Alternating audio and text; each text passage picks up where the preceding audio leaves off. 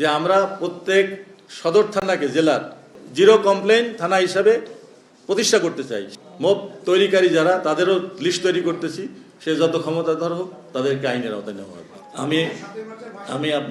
আমি আপনাদেরকে একটা বিষয়ে আশ্বস্ত করতে চাই যে আমাদের পুলিশের পক্ষ থেকে কোনো অতি উৎসাহী ভূমিকা পালন করা হবে না, কিন্তু আপনার সিটিজেনকে ল অ্যাবাইডিং হতে হবে, আইন নিজের হাতে তুলে নেওয়া যাবে না, তাহলে দেশ একটা অকার্যকর দেশে পরিণত হবে। আইনের শাসন বাস্তবায়ন, ন্যায় বিচার প্রতিষ্ঠা, এই জন্যই পুলিশ কাজ করবে। আর যারা নিষিদ্ধ সংগঠন, অনেক নিষিদ্ধ সংগঠন আছে, তারা বিভিন্ন অজুহাতে সালেসুতায় যে রাস্তায় নেমে এসে আইন শৃঙ্খলার অবনতি ঘটাবে, সন্ত্রাসকে উস্কে দিবে, এটা আমরা মেনে নিব না। ধন্যবাদ। আইজিপি মহোদয়ের কাছে আমার কোশ্চেন, আমার কোশ্চেনটা তার সাথে সংযুক্ত আর কি, সেটা হচ্ছে মব সন্ত্রাসের যে কথাটা আমরা বলে আসছি প্রথম থেকে 5ই আগস্টের পর আমরা দেখেও আসছি। বর্তমান সরকার বলেছিল যে মব সন্ত্রাস নিয়ন্ত্রণে আমরা কঠোরভাবে কাজ করব। আমরা দেখলাম সম্প্রতি যেটা হলো 7ই মার্চের ভাষণ, ইন্টারনেটে মব হয়েছে এবং ঝিনাইদহের পেট্রোল পাম্পে যুবককে গণপিটুনিতে মারা গেছে। তো আমি জানতে চাচ্ছি যে এই মব সন্ত্রাস নির্মূলে পুলিশের সুনির্দিষ্ট কোনো পরিকল্পনা আছে কি?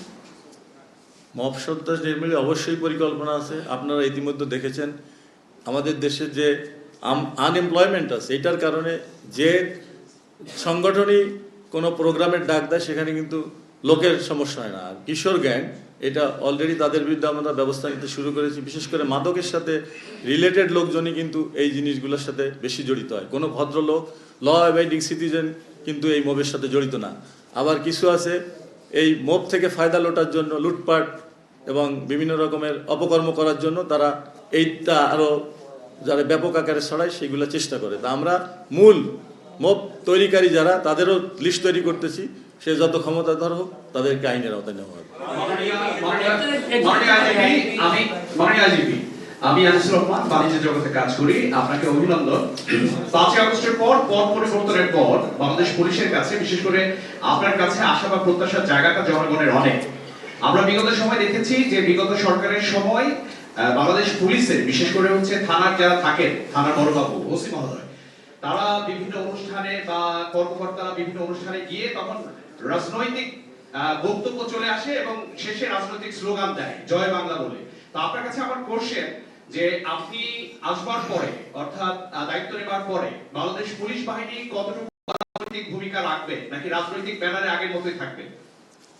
পুলিশ সরকারের একটি গুরুত্বপূর্ণ পার্ট এবং জনগণেরও একটা ভূমিকা রাখার জন্য গুরুত্বপূর্ণ ভূমিকা পালন করে থাকে। তো জনগণ যদি ল অ্যাবাইডিং হয়, আমাদেরকে বিভিন্ন রকমের রাজনৈতিক প্রশ্ন অনেক সময় করা হয়, এগুলো আমি বলবো আপনারা আমাদেরকে কোনো রাজনৈতিক ব্যাপারে প্রশ্ন করবেন না। আমাদের সঙ্গে শুধু আইন শৃঙ্খলা রক্ষা এবং আপনাদের সাথে যে সেবা দেওয়ার সম্পর্ক, সেই ব্যাপারেই আপনারা কথা বলবেন। তাহলে হয়তো পুলিশ এক সময় দেখবেন যে তারা কোনো রাজনৈতিক স্লোগানও দিবে না, রাজনৈতিক কর্মকাণ্ডেও জড়িত হবে না।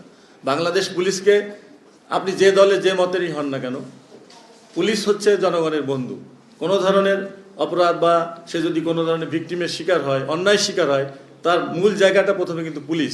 সেই জায়গাটা আমরা অলরেডি আমি বলেছি আপনাকে বক্তৃতায় যে আমরা প্রত্যেক সদর থানাকে জেলার জিরো কমপ্লেইন থানা হিসাবে প্রতিষ্ঠা করতে চাই। সেক্ষেত্রে এটা একটু বুঝায় বলা দরকার আপনাদেরকে যে কোনো ধরনের মানুষ থানায় আসুক না কেন, তার যদি আমরা আইনের আওতায় নাও আসে, তাকে এক কাপ কফি খেয়ে বা চা আপ্যায়ন করে তাকে আমি বিদায় দিতে চাই, যাতে পুলিশের বিরুদ্ধে কোনো কমপ্লেইন না থাকে। কারণ আমাদের থানায় যেখানে মানুষ যায় সেখানে রিসিপশনটাই খারাপ, আপনারা দেখেছেন।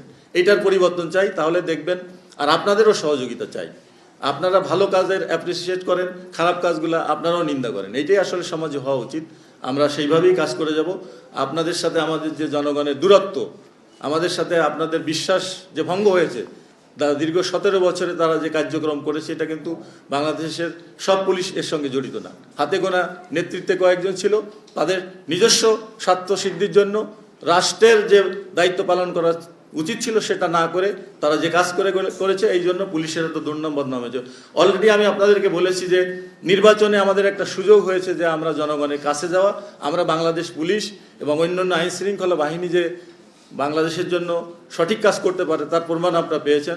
ইতিহাসের সব থেকে নিরপেক্ষ, গ্রহণযোগ্য এবং বিশ্বস্ত একটি নির্বাচনের মাধ্যমে একটা গণতান্ত্রিক সরকার প্রতিষ্ঠিত হয়েছে। এই সরকারের ভালো কাজ করার জন্য আপনারা সহযোগিতা করবেন, আমি এই আশাবাদ ব্যক্ত করছি।